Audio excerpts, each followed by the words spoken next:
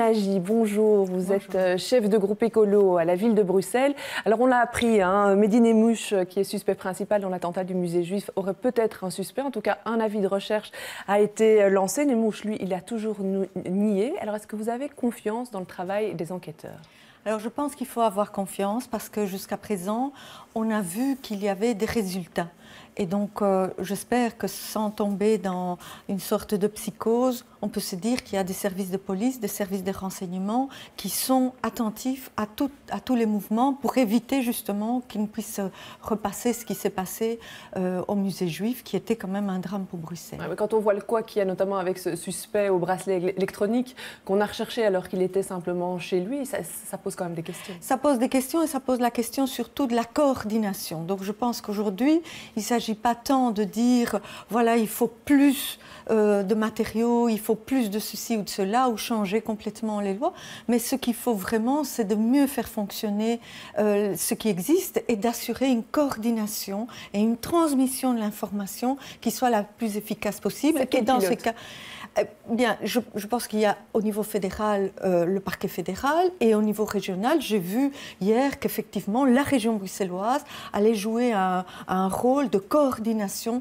avec les pouvoirs locaux et je pense que c'est très important. Il faut que l'information soit fluide, il faut que tout le monde puisse se dire s'il y a quelque chose qui se passe à un endroit X, eh bien à l'endroit Y, on doit le savoir, on doit être au courant pour pouvoir faire le lien.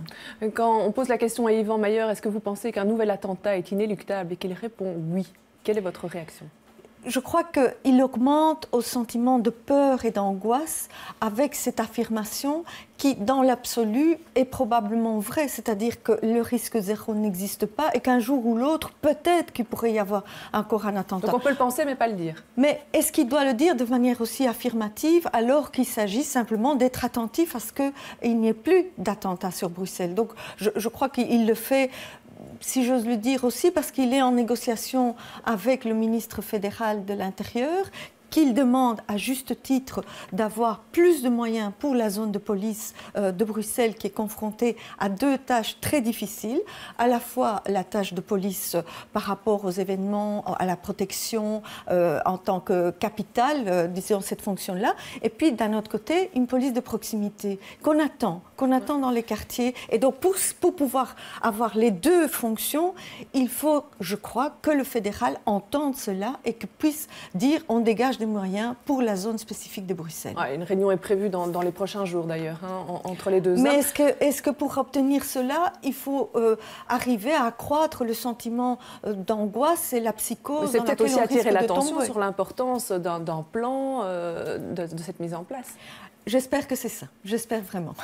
Alors justement, vous aviez parlé des deux missions de la police. On voit que pour l'instant, on trie un petit peu les missions les plus importantes. Est-ce qu'on n'a pas peur que la police de proximité, ces missions-là, soient mises sur le côté dans les prochains mois? Pour nous, c'est essentiel d'avoir une police de proximité qui connaisse bien le quartier, qui assure justement dans le quartier une surveillance régulière, qui puisse être en relation avec la population et qui ait la confiance de la population. Mais dans un premier temps, est-ce qu'on peut mettre ça en suspens? Non, je ne pense pas. Je pense que c'est important, au contraire, de dire les deux sont essentiels et on ne peut pas sacrifier l'une à l'autre. Et par rapport à ça, c'est vrai, la réforme de la police qui a été annoncée, il faut la continuer et surtout, il faut effectivement soutenir la demande de dire au fédéral, il faut renforcer les moyens, mais pas pour les mettre simplement dans le côté surveillance et grands événements, mais aussi et surtout, je dirais, à long terme au niveau de la police de proximité. 65 militaires sur le territoire de la ville de Bruxelles, vous soutenez ?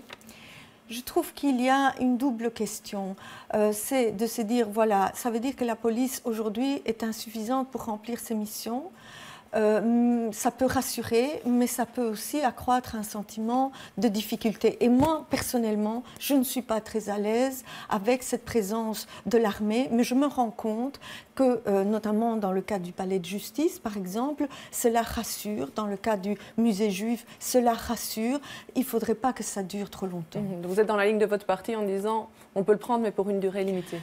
je crois qu'on ne peut pas nier qu'il y a probablement des éléments qui amènent à cette présence, mais cela a un coût et cela a surtout une image démocratique qui est quand même difficilement compatible avec un État dans lequel la police a un rôle et l'armée a un rôle de défense extérieure. On a vu ces derniers jours un festival annulé, une exposition annulée par peur du terrorisme. Alors est-ce que ça, c'est être responsable ou est-ce que c'est une petite victoire justement pour les terroristes? Alors, c'est difficile de juger quand on ne connaît pas tous les éléments, mais a priori, je dirais, c'est quand même regrettable qu'on en soit à cette situation-là et qu'on ne puisse pas garantir la sécurité d'événements qui sont, somme toute, des événements comment dire, assez courants. Le festival Ramdam a tourné, c'est un festival qui existait depuis plus de 5 ans. Donc, je pense qu'il y a sûrement à essayer de maintenir la même activité de type culturel, le même rappel du fait qu'une société démocratique a besoin justement d'avoir de l'humour, a besoin d'avoir des choses qui dérangent, qui mettent en question le consensus ambiant. C'est quand même ça le fondement même de notre société. Allez, on passe au niveau communal, la ville de Bruxelles. On arrive à la clôture des ateliers de participation sur le réaménagement des boulevards du centre, ateliers qui ont eu lieu pendant plusieurs mois. Écolo est déçu. Oh, c'est plus qu'une déception.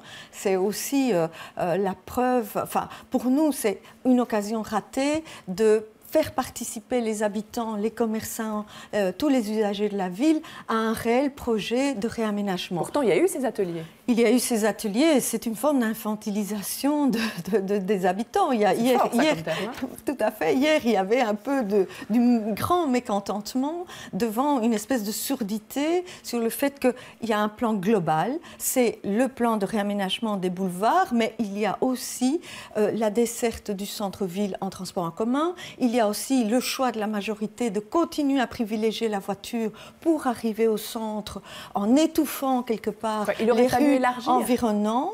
Et il y a la question des nouveaux parkings.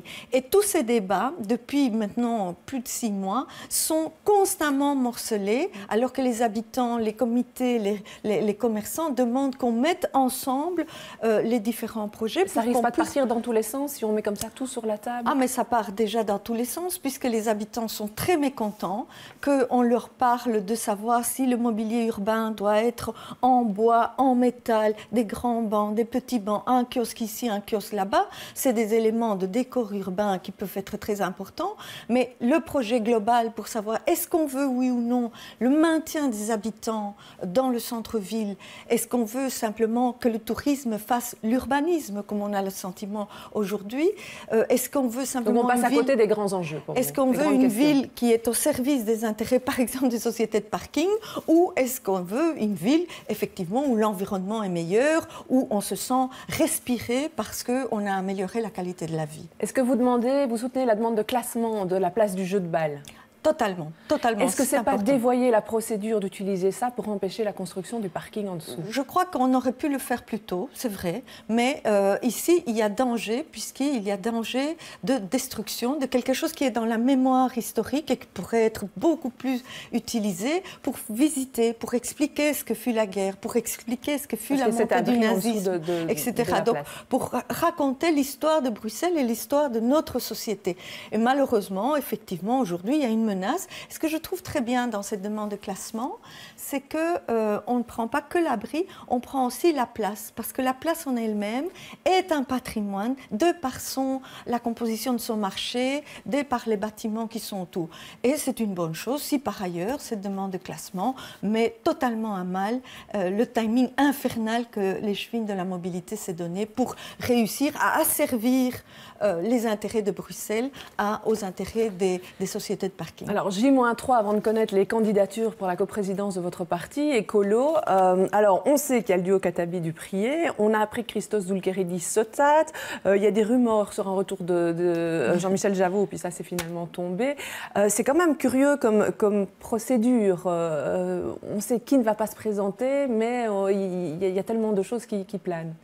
Oui, c'est inquiétant. Je trouve qu'il y a quand même aujourd'hui, il faut le reconnaître, après une lourde défaite, un moment d'incertitude par rapport à l'avenir d'Écolo.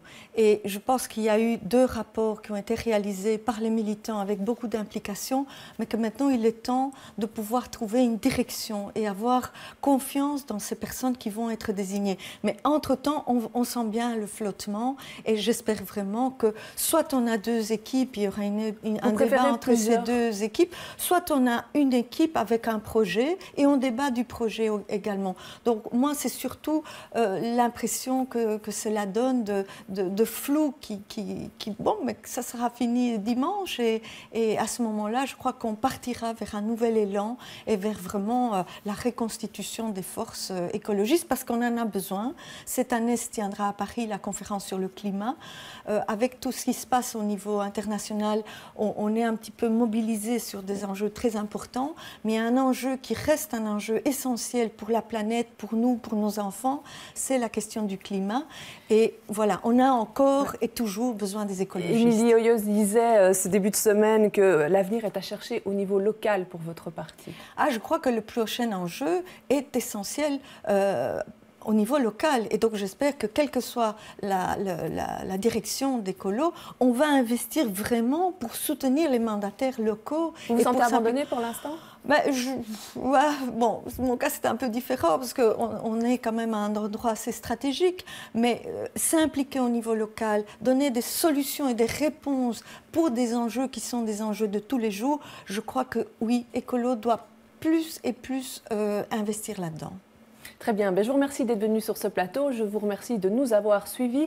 Demain, dans l'émission Les Experts, Fabrice Grosfilet recevra l'écolo Isabelle Durand et Françoise Berthiaud pour le MR.